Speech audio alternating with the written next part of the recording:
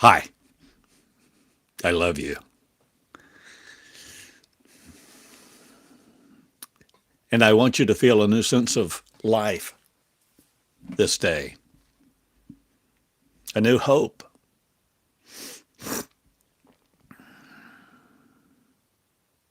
a new visualization of you, coming to the conclusion that you're no more finished with you. You're just beginning. The new beginning about? What about a new beginning? What would a new beginning look like? A new species on earth? A new set of values for people to live by, to live with, to live not according to humans' ways, no longer limited to humanity's standards, no longer enduring the brutality of each other, caste systems,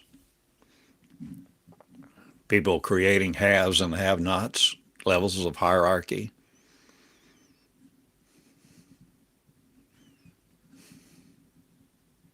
Suffering patriarchy.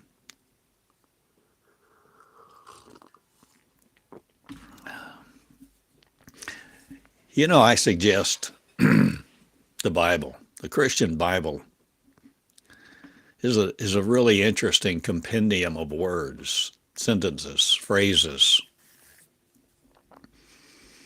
But there's so much in it.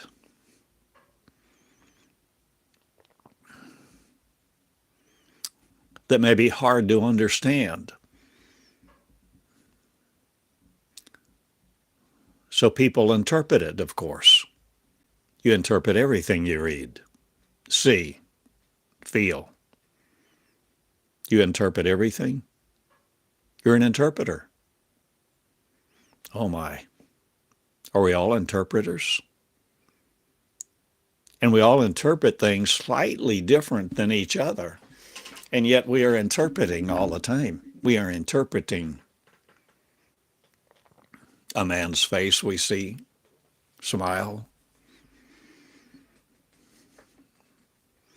or a woman's attractiveness, or the value of a proposed deal, or even what we see. Everything around us, you see, we are interpreting. We are interpreters.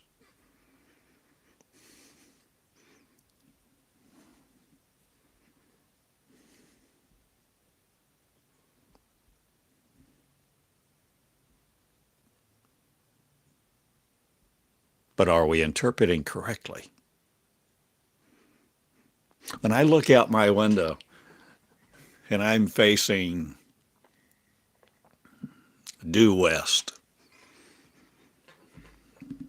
and I see all these trees, am I interpreting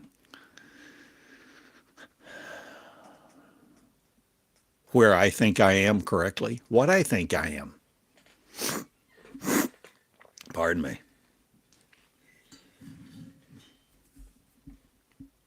I think you're more than we've ever known. I think there's more to the Bible than has ever been taught, interpreted, established, accepted. You see, it's like I liken it unto good and bad.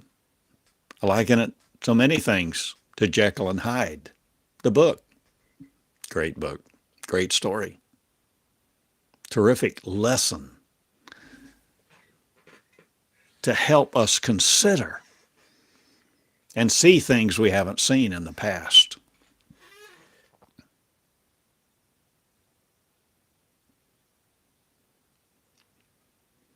There is a way that seems right unto each of us, but in the end thereof, the ways are death. Doesn't the Bible say that? Mm-hmm. Seems right, but ends in death. Seems right, What's the implication? The implication is that it seems right, but it isn't right, and it ends in death.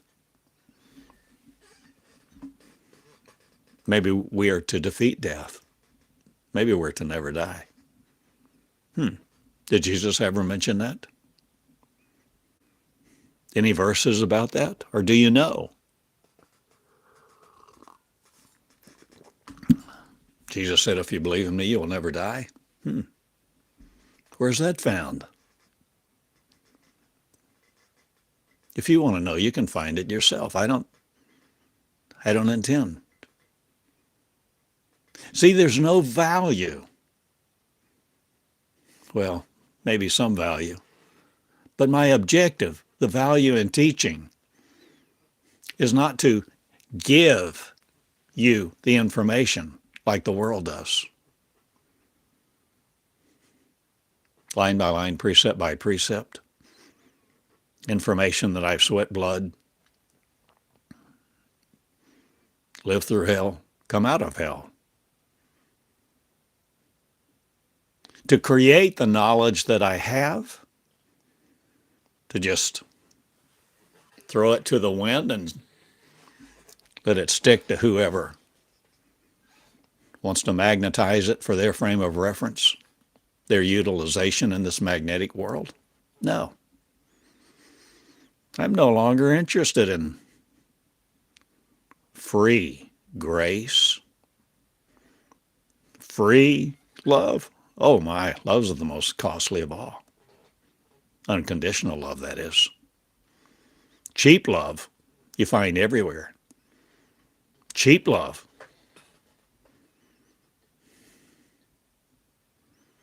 But cheap love doesn't last.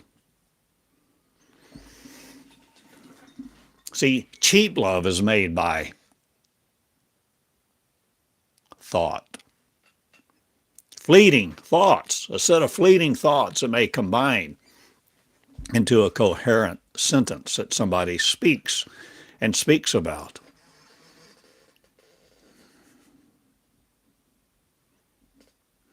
But everlasting love exists. Everlasting, eternal, immortal, infinite. Love.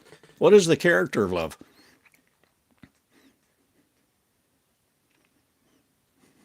See, the crisis that is coming in Christianity, the absolute crisis, the crumbling of its foundation, is in process because it chose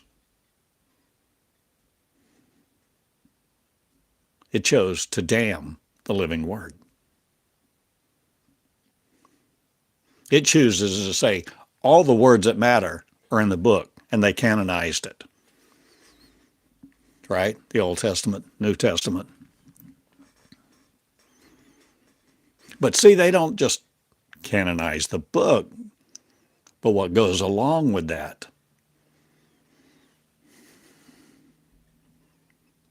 It robs you of you learning what it really says to choose for yourself. You don't really want to sit down to a banquet meal that's already been eaten to be the eater of the second.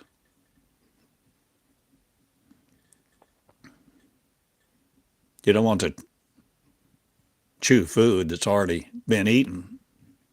It doesn't sound very inviting, does it? No.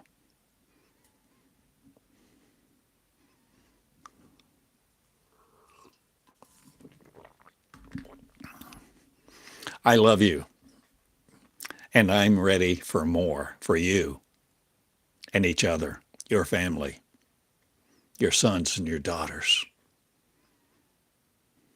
and me. Let us go on. Let us not lay again the foundation that there's a higher power, a greater consciousness, more need than we can fill. Let us see Jesus the pattern. See what Jesus did. See the message of Jesus rather than being satisfied with what we think it is because we're satisfied with what we have been told it is. I'm asking you to plow up the fallow ground, the stagnant field that you live in. Field of what? Field of dreams? Field of words. Field of energy. An energetic spectrum. I'm asking you to sense a new life. I'm asking you to give life a chance. Not but love. But not the kind of love we have always known and heard about, talked about, worshipped, hoped to see. The originator. Pardon. I need to change the heat. I need to turn the heat off.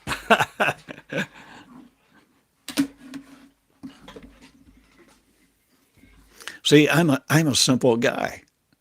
I don't have it all down. I haven't experienced everything that I've taught. I know there's more, and there's more coming in you who will believe for it no longer, but choose to become it. You see, we're moving from the age of stagnancy of belief. Sitting in a pew worshiping, sitting in our homes, in our rocking chairs, a couch, our sofa, lay in our bed, crying, weeping, interceding. Interceding for what? Do you intercede for other countries? Do you intercede? Who are you praying to? What is prayer about? Is it effective, effectual? Or are you just doing the same thing day after day after day after month after year, hoping for a different result? Hoping for action, hoping to find favor in God's eyes, some kind of master force. Master force? Wow.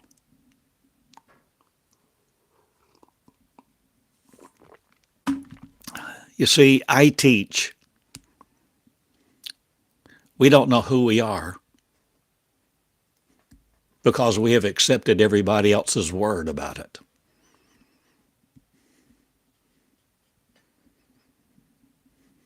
And we look and we sense what is around us, and we interpret it how? We interpret everything around us mostly like we've been taught to interpret it.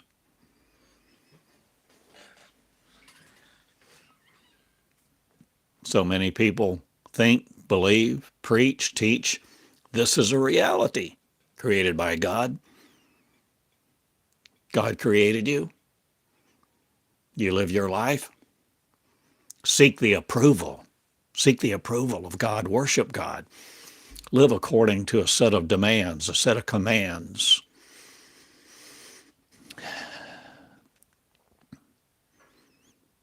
Along with living in fear that you may not please God.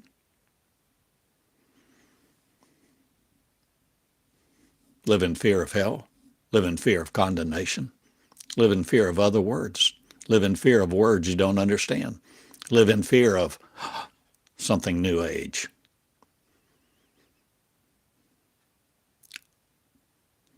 Live in fear of the darkness, fear of height.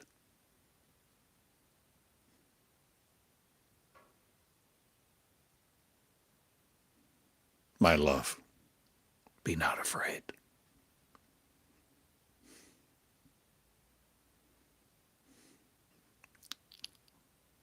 There's more to the story. What story? The story of creation. There's more to the story, much more to the story. There's much more to the story about you and who you are and what you have the capacity to do, see, say, sign, and become. Not the agent for another to come. but for you arriving. Are you willing to arrive?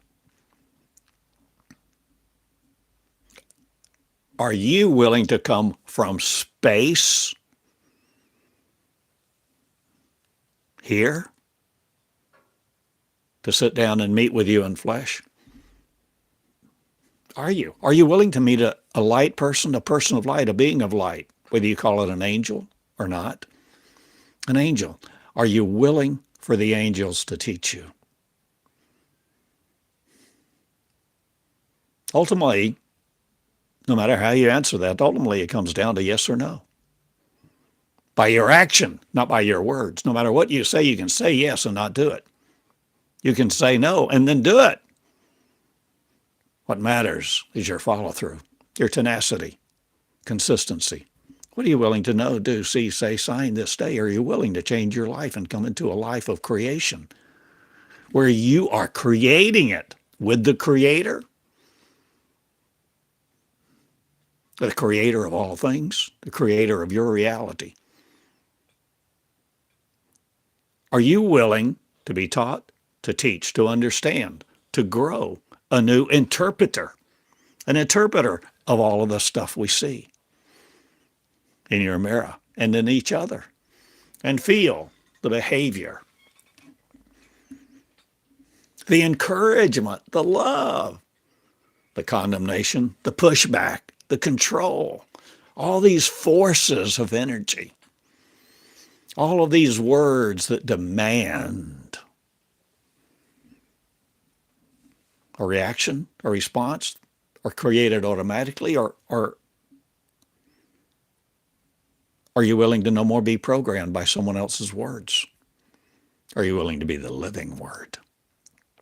Damned no more by you, because you no longer interpret their words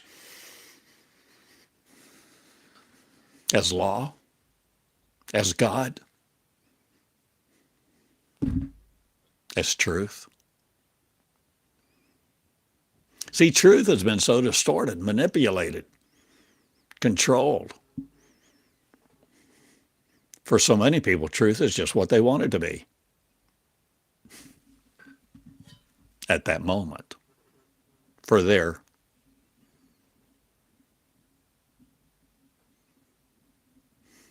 purpose.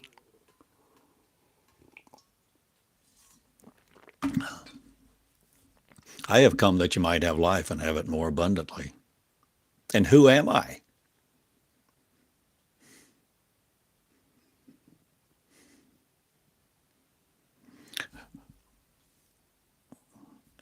Am I the message?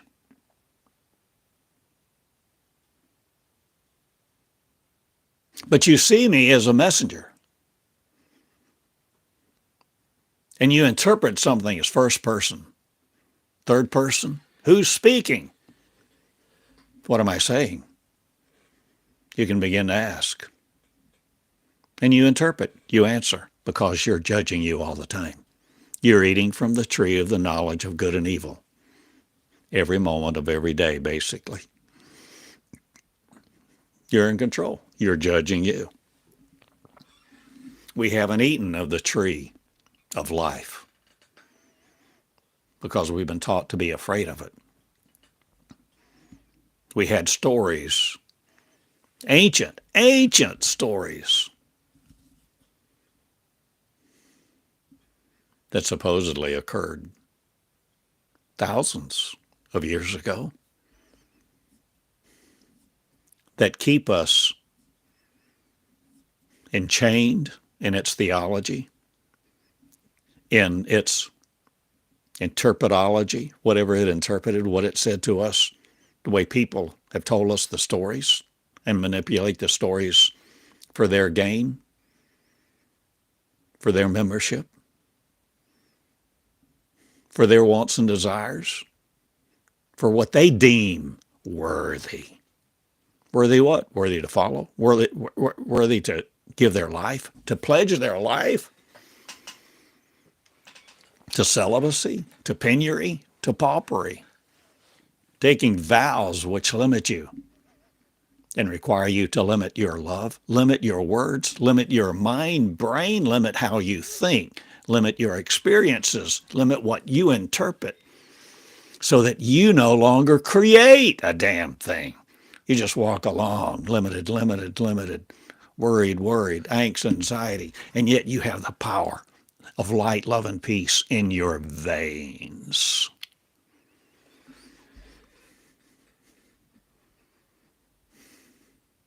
Like a fire shut up in your bones. Like a fire shut up in your bones. You know you have something. You know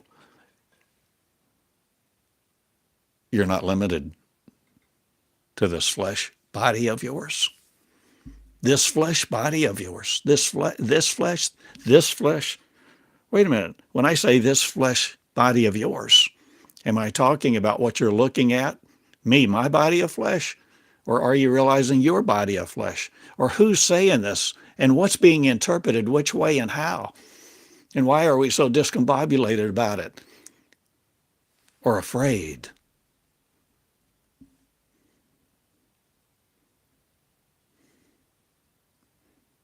I'm asking you to be not afraid.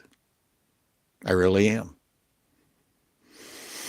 I am asking you to have no fear of the future.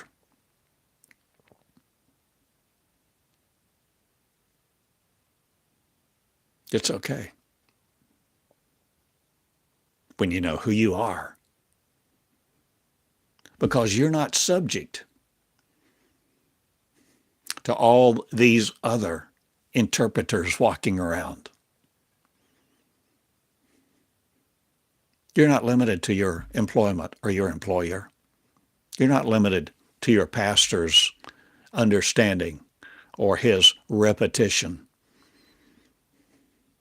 or his perseverance to comply with the demands of a denomination so he can maintain his anointing. His certification, his job.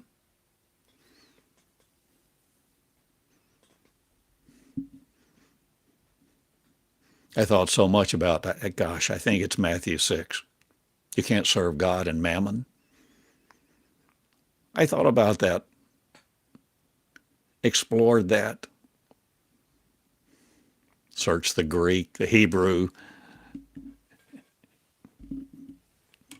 see what the etymology of things is. I came to a conclusion decades ago. Can't serve God and mammon. I decided, I'll just say I decided I didn't know the difference because I didn't know how. You have all these requests, invitations, interpretations, demands, commands. But my friend, it's a new day. We are creators. You see, that's the bottom line.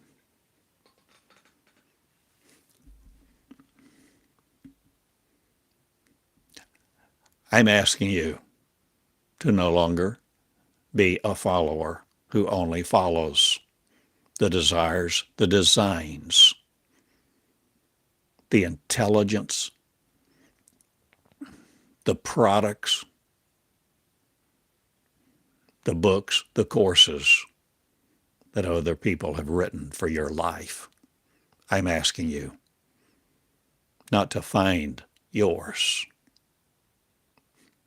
I'm asking you to write it. I'm asking you to be the living word. I'm asking you to become the living word. I'm inviting you to become educated by the living word, not a Bible, not a textbook.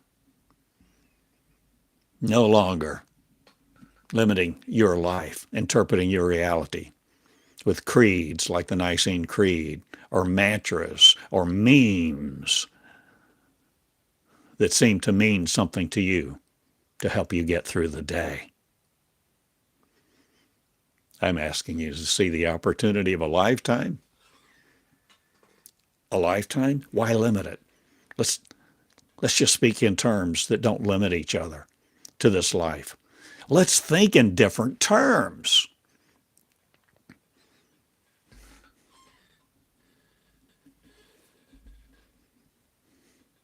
I said something about the value of the Bible and how interesting a book it is. I draw from it.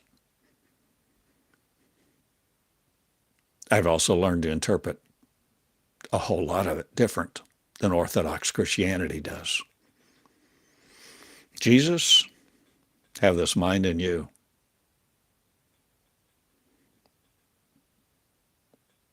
Have the mind in you that thought it not robbery to be equal with God. God,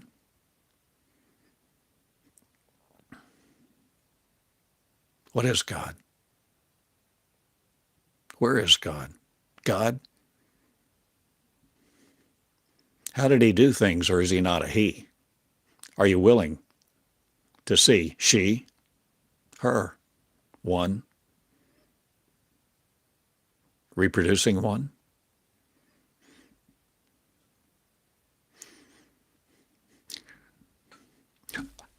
Are you willing to become the offspring of God without separation? Or do you want to live out the rest of your life insisting that you are separate? Insisting that you are separate, believing you are separate, suffering the creation of the separation because you believe you're separate, because you are a creator. And what you create, you believe, or what you believe, you create. Or you see, what's happening in this field of view, this field of energy, the energetic field of you? What are you interpreting life as? What are you interpreting your opportunity as? And your ability to see, think, feel, sign, say, write, compose, compile. Are you willing to be the living word? Are you willing to establish a new and living covenant? The eternal covenant. Who with? Eternal love, light love, love light. Not the God of wrath, vengeance, and commandments, but the one that says,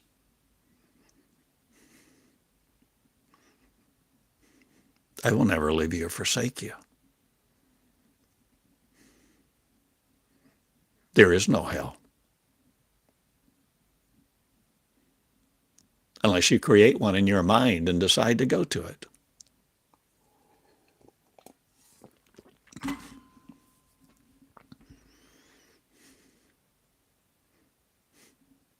Is there no heaven?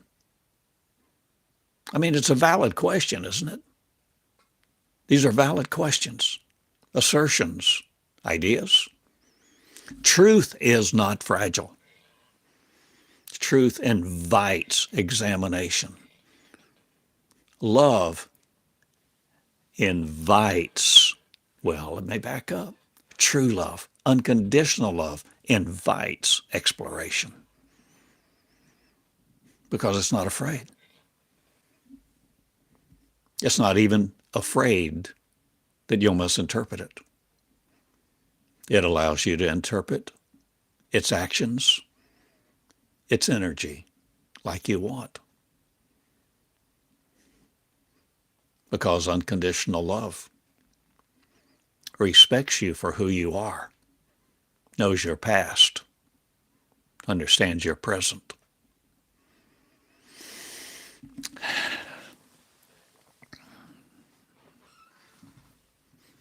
I'm asking you to create love this day and be the lover. And when you're ready, when you're willing, when you're ready and willing to come as a little child, where? To church? No. To a Bible fellowship? No. To a course to teach you who you are? No.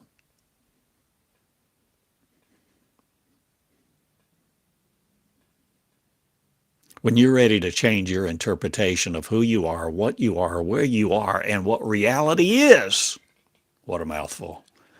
When you're ready to go inside of you and begin to learn to release your living word, you may begin to live with a different view, a different set of values, a different interpretation, because you're no longer living someone else's interpretation.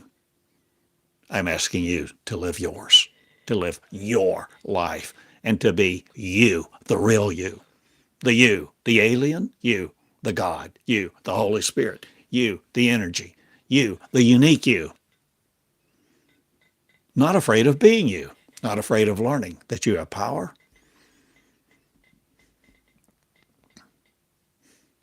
Jesus said in John 14:12, if you believe in me, you will do the things I do and greater. Don't let somebody strip the value. Don't let someone emasculate the intention or the motive of what I just repeated to you, saying, oh, well, that means. You see, every time somebody says, well, that means you can do this and you can do that, and he could do this and he could do that, and, pat you on the back and ask you to go sit down and don't make waves. They're basically telling you, sit down, shut up.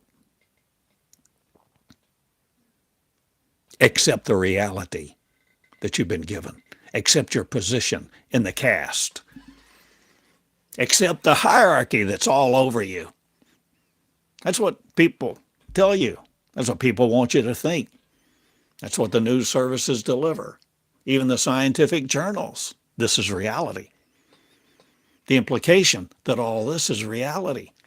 And everything you see, you're interpreting correctly? You think you're in the garden of creation, not. You think you're on planet Earth and you're limited to your flesh body? The suit that you carry around with you that keeps you incarcerated in angst, anxiety, fury, rage, hatred, where you don't love your brother, your sister, but you're always trying to shun those you don't like or who don't like you.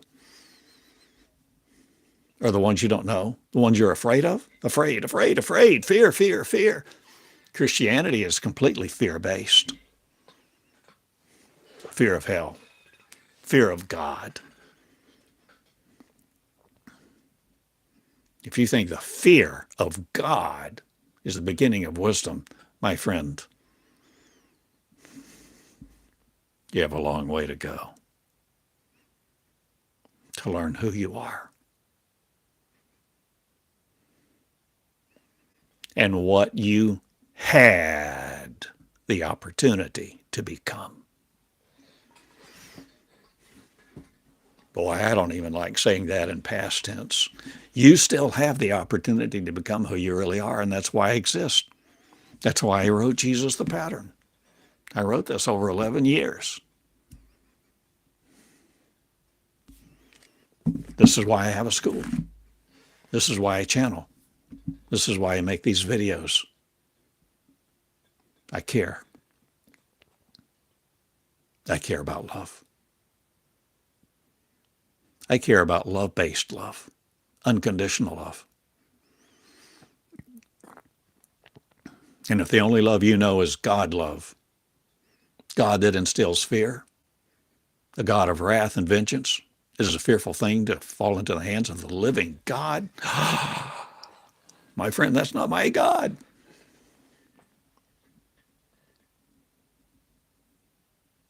I don't have a God.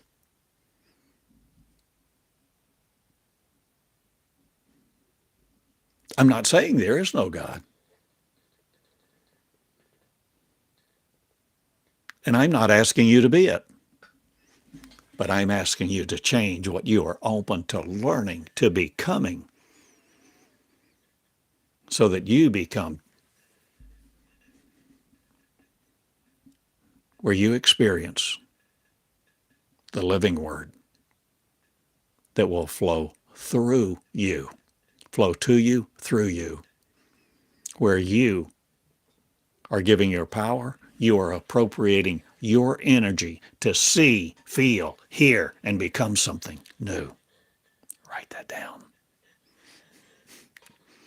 To become something new. A new creation, a newborn. A newborn, not subject to all the interpretations of the Bible or the planet or reality that we think is so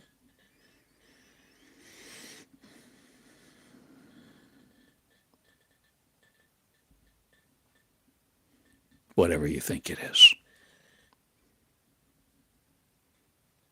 When you're fed up, when you're done eating the slop of all the religions and wallowing in their attitudes, their limitations, their demands, when you're fed up, when you're tired of limiting yourself, living your life according to other people's words, when you're done,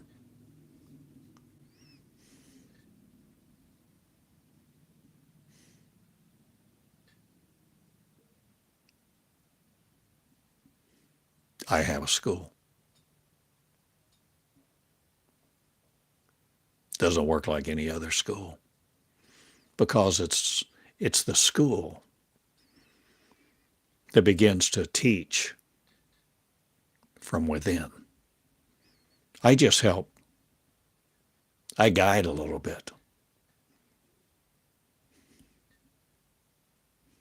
I help facilitate with training wheels.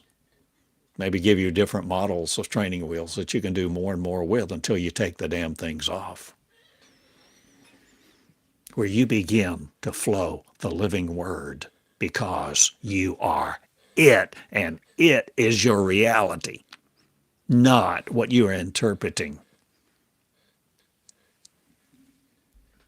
through your visual depiction, the image of reality that you interpret as reality. What we're taught to interpret as reality. This is not my reality. And neither will it be yours. You will see.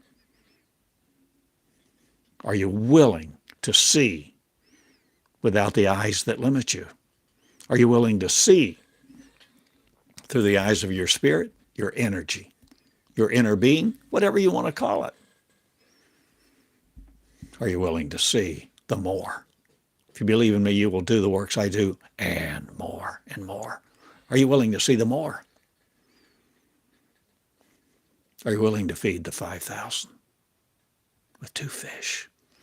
Are you willing to see,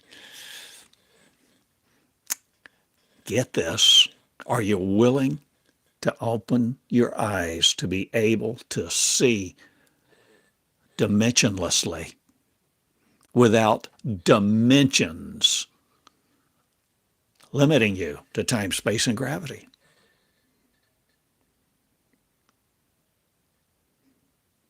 When Jesus fed the 5,000 with 2 fish and 5 loaves of bread, whatever it was.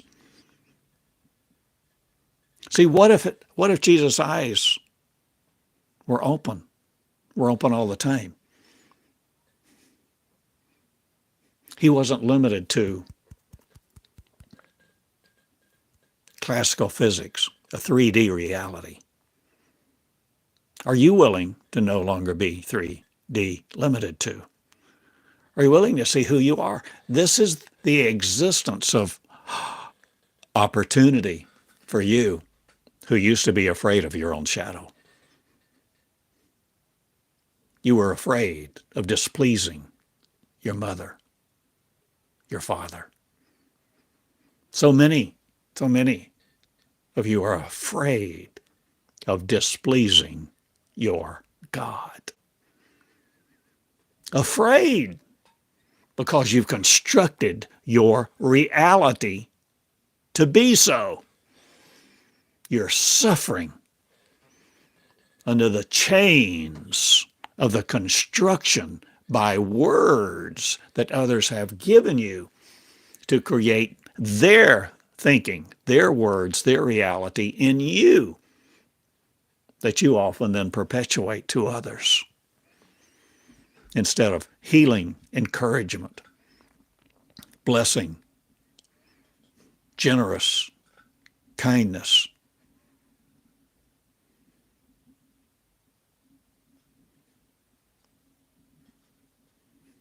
We curse. We curtail. We want protection and systems of predictability.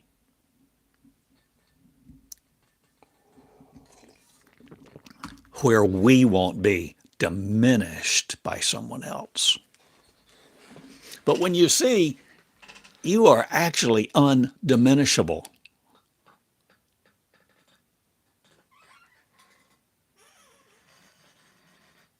can you fathom that? Are you willing to consider that no one can take away from you anything of your ability to create, to exist, to create a new existence, to exist in a new creation, to exist as a new creation, you, my friend, the Creator. Because now we are coming to understand, instead of serving creation or serving a creator, some master creator, we're growing up to understand the Creator is us. We created us. We created this. And the brutality of the finite understanding of men's mechanical mind through the actions of neurons and its network of deceit perceives reality, perceives this 3D universe, classical physics, perceives religion, perceives limitation, and wants to use limitation to limit you, to increase them. But you see, I'm not finite. I'm the Word.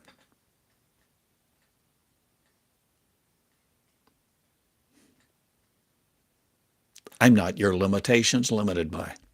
I know who I am. I know where I'm going. I know what I'm doing.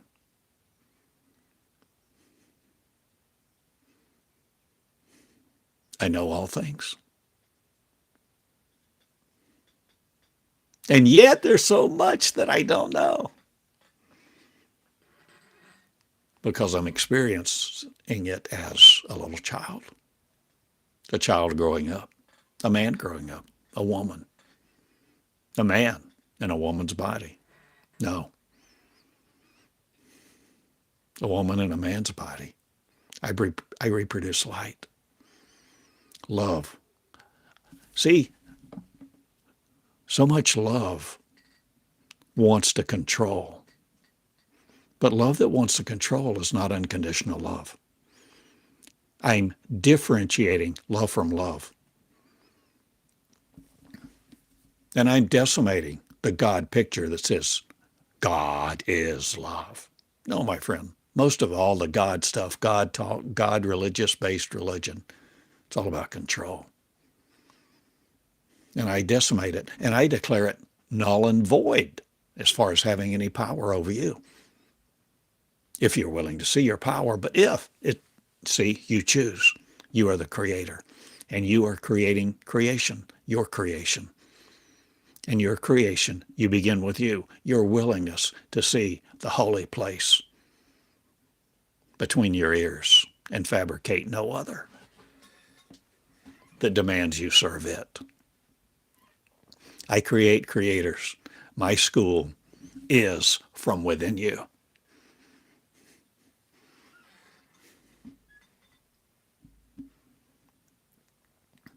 I teach you to channel. I don't know.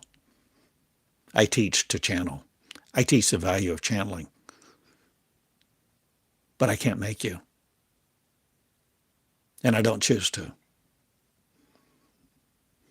And I impose no standard of your righteousness. But your intent and desire curdles me in your milk no more. You will not bruise my heel or my brow. I am delivered, me of me. I know who I am. I am the living Word. The Word that you cannot make stagnant, no matter what words you use to canonize it. Don't ever canonize my teaching. Flow the living Word.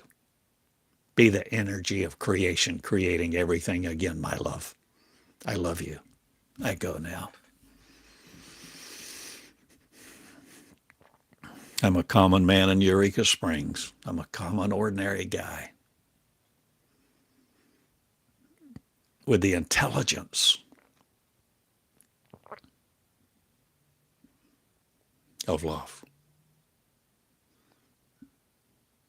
Love has opened my eyes to see a field of view, no longer limited to you who create terror in each other and yourself.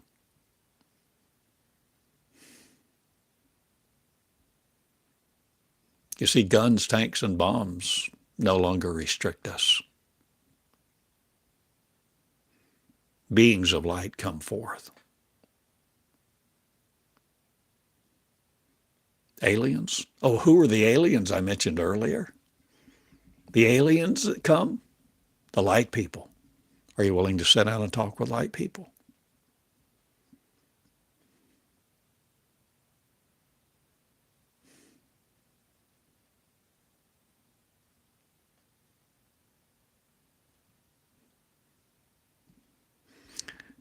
In a lesson some time ago, I talked about Roland Buck.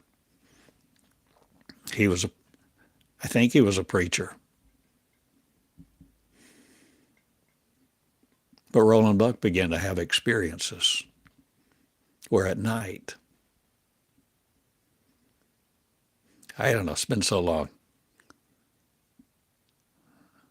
I think his dog would bark, wake him up. And he would go into his living room. And essentially, two angels were there.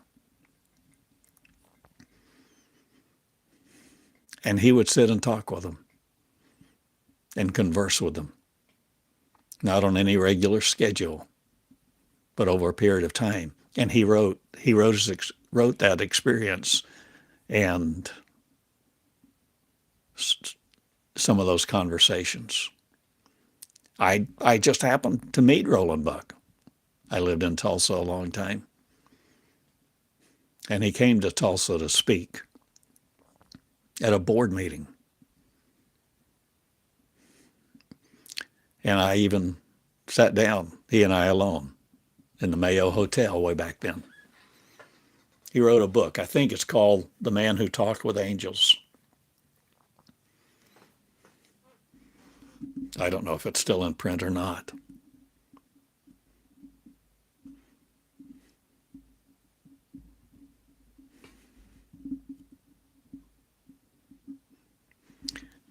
Of course, one question he often gets, I ask him. I said, why you? How did the angels choose you to come and communicate with you? He chuckled and he said, oh, I don't know. I asked him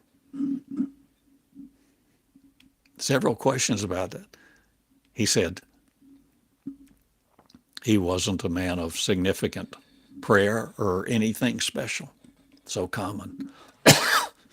One of the things I may suggest to you,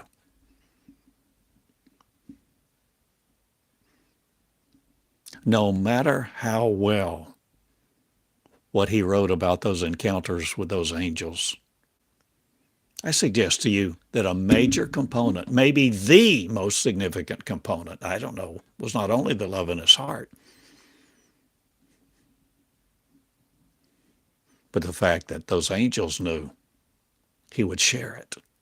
He would speak.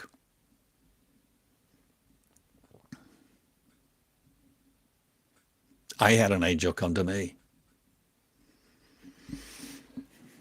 All my life I've said I was, and I've told the story the few times I've told it, I've said I was 10.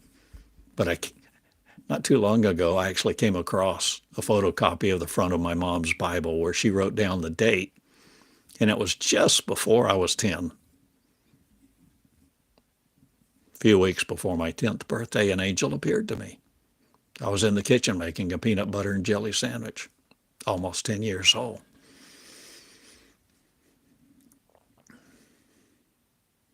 I was terrified.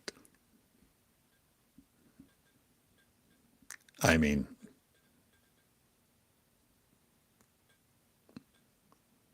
and that angel was so gracious, kind, loving, stood there in the air.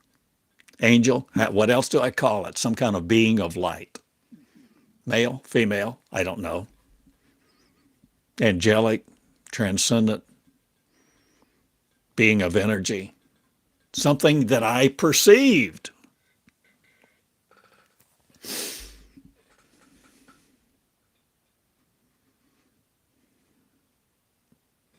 Finally, the angel spoke to me and only said a few words.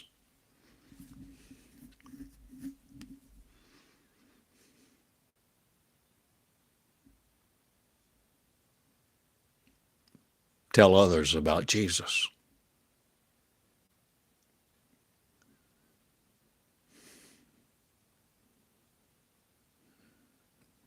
Our eyes just met for a bit. And the angel vanished. I was weeping.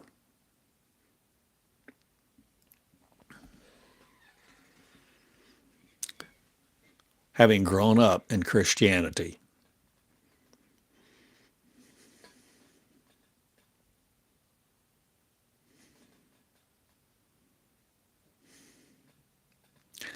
I became a Christian. High school and college. Did my own thing. Partied.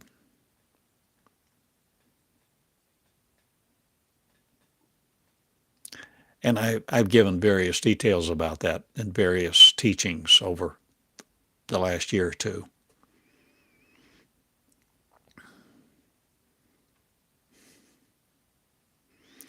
But most of my life, I interpreted that. You see, at first, tell others about Jesus. I thought, oh, I'll be a preacher.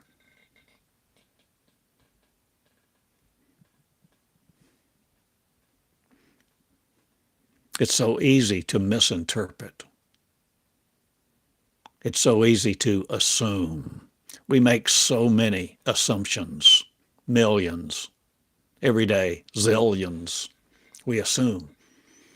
We assume something is such and such. We assume somebody means such and such. We assume a Bible verse like John 3:8 is such and such.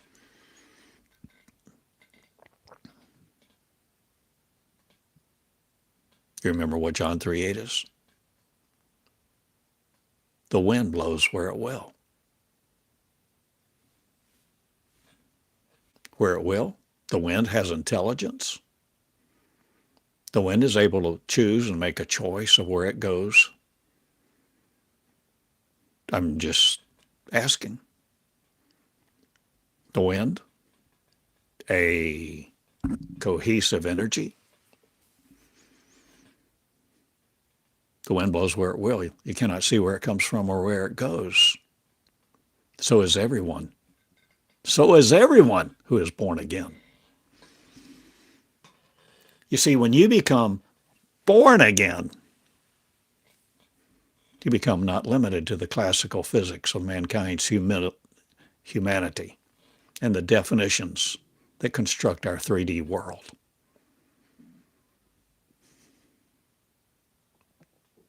It's time we grow up. It's time we lay down the definitions of all the things that we thought constructed our world when we were in the 3rd grade, the 4th grade, the 5th, 6th, and 7th grade that constructed our world, our worldview,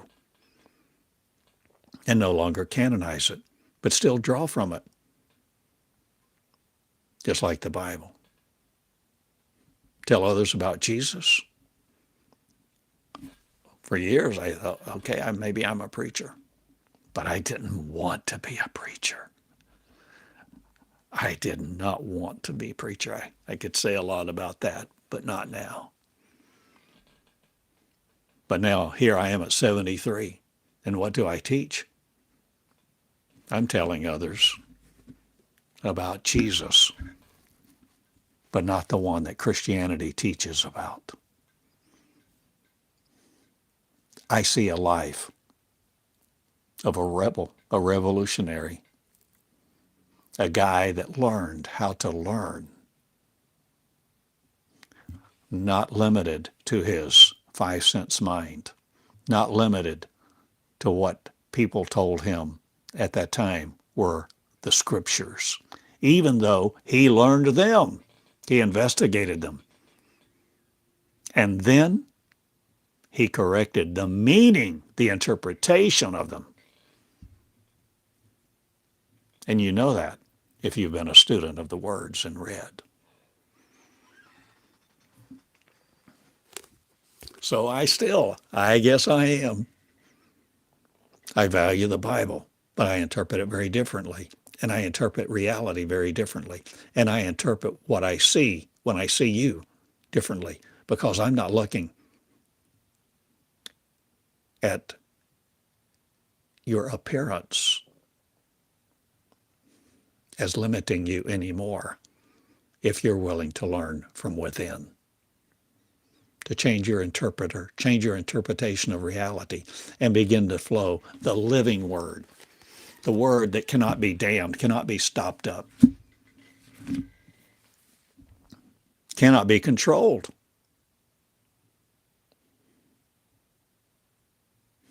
But religion sure has tried and been pretty effective at it for a long time.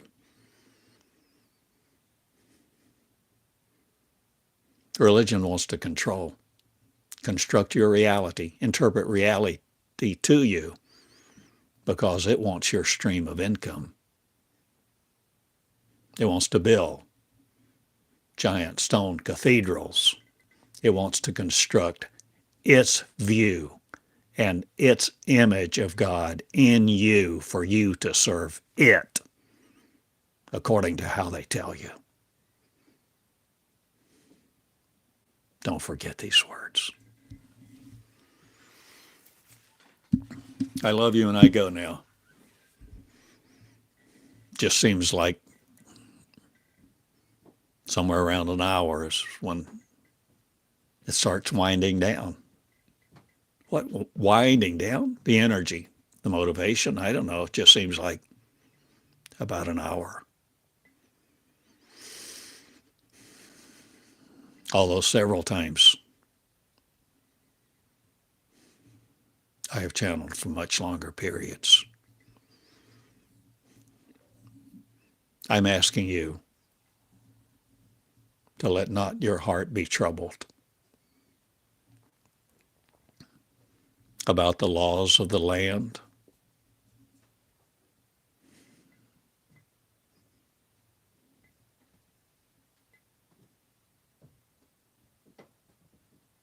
because the land of opportunity is inside of you. Land of opportunity. The land, the promised land. I'm asking you to become the child of promise and learn who the chosen one is, the Messiah. So if you're willing to learn things that religion calls blasphemous, ludicrous, preposterous, if you're willing to investigate and declare, begin to see that you have the power over your neurons so that they no longer process words constructing your reality to you in limited fashion and form, you may see that you are amorphous, incorporeal, like the wind. The wind talks, the wind speaks. The wind will come and share its energy with you. Its energy, its reality. No one can stop it. You can't see it.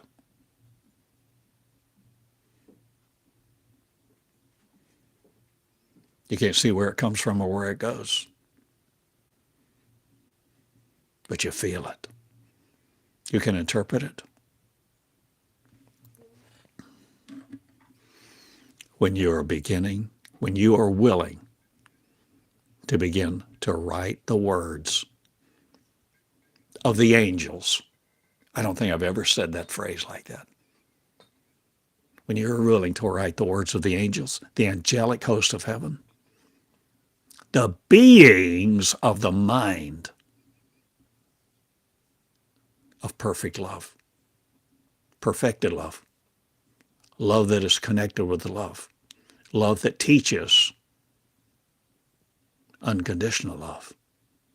When you begin to flow, love will teach you. The angels will teach you. This is the school of the angels. I lead a school for angelic light to become angelic light again on the earth, no longer restricted by it.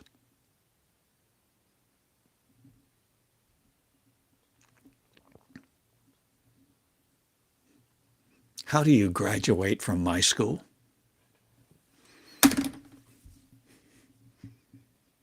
Have you read my website?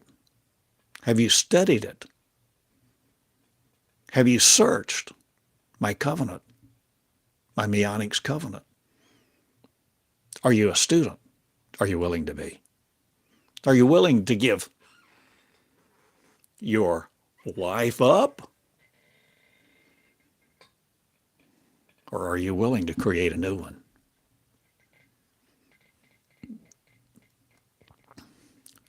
I'm asking you to consider birthing yourself anew in the energy of unconditional love and lead in ways you never imagined. Being with people you never thought possible. Because doors open for unconditional love. Because unconditional love is not powerless.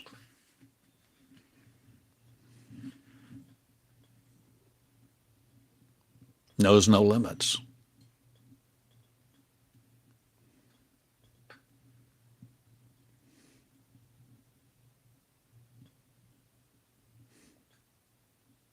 Keeps no record of wrongs. I love you.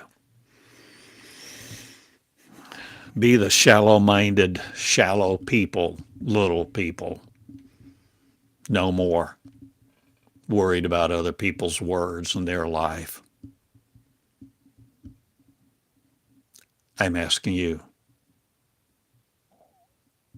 to be powerless no more in your own sight, but let love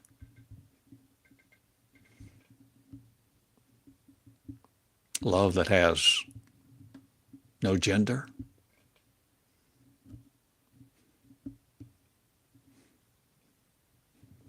Let love see through your eyes. Let love speak through your mouth.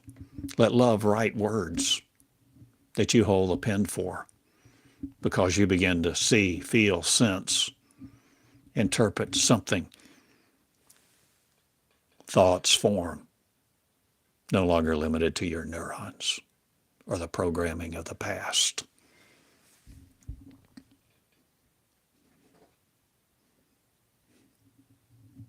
Jesus, my hero.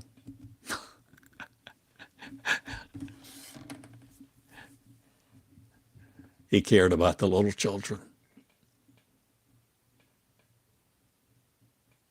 He walked between the harlot, the woman caught in adultery, and all the religious people that were there wanting to stone her. He walked up. He wasn't afraid of their stones.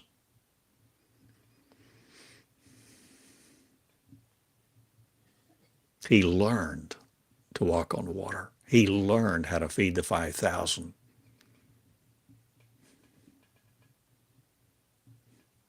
He learned that molecules do not define his world, nor limit his reality. And this is what we're coming back into.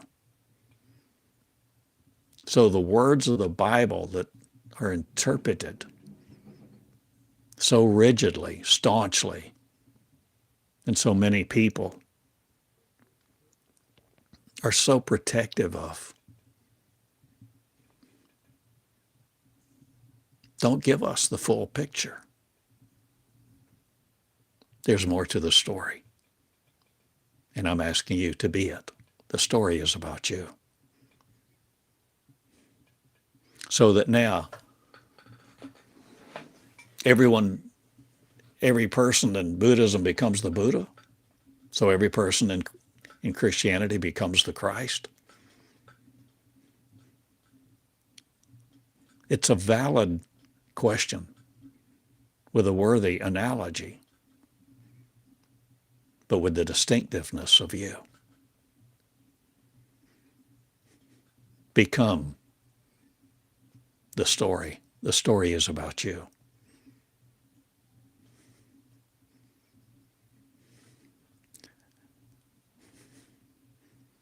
I love you. So much more to say.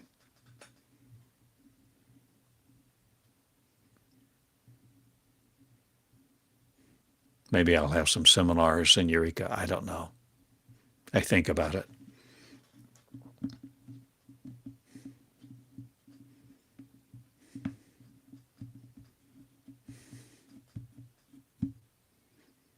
You know, I'll try to end with this. If you want to come to a seminar, a conference, a workshop in Tulsa with a small group of people, probably 10 max.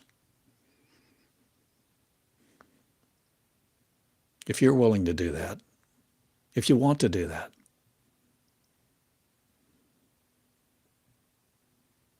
let me know. I'm readable, approachable. Communicate with me. Theodore Eureka at Gmail. And I have a contact page on my website. And I kind of chuckle every time I say, my name is TheodoreCottingham.com. Saying two things at one time, maybe, I don't know. But I love you. I go now. Thank you for sharing this time. I know you must care if you've listened this long. I know you care. So a school for creators is being created. A school of creation for you to recreate you.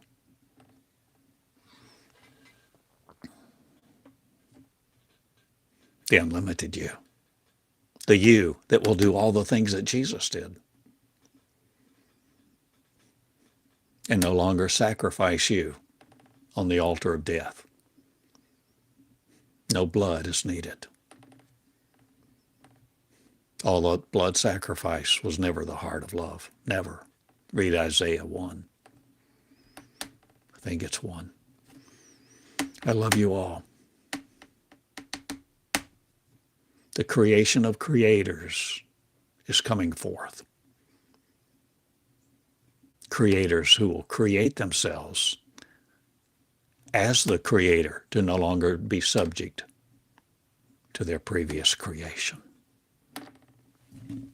I love you. TheodoreCottingham.com. Let me know. Write me. You know how to reach me. I live in a little town.